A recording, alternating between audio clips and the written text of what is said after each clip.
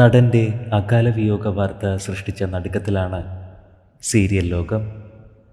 45-ാം വയസ്സിൽ തേടിയെത്തിയത് ദുർവിധി. അർബുദബാധയെ തുടർന്ന് 6 മാസത്തിലേറെയായി ചികിത്സയിലായിരുന്ന നടൻ യുവൻരാജ് നേത്രൻ അന്തരിച്ചത് ഡിസംബർ 3-ാം തീയതിയാണ്. സൂപ്പർ ഹിറ്റായി മാറിയ നിരവധി തമിഴ് സീരിയലുകളിൽ യുവൻരാജ് വേഷമിട്ടിട്ടുണ്ട്.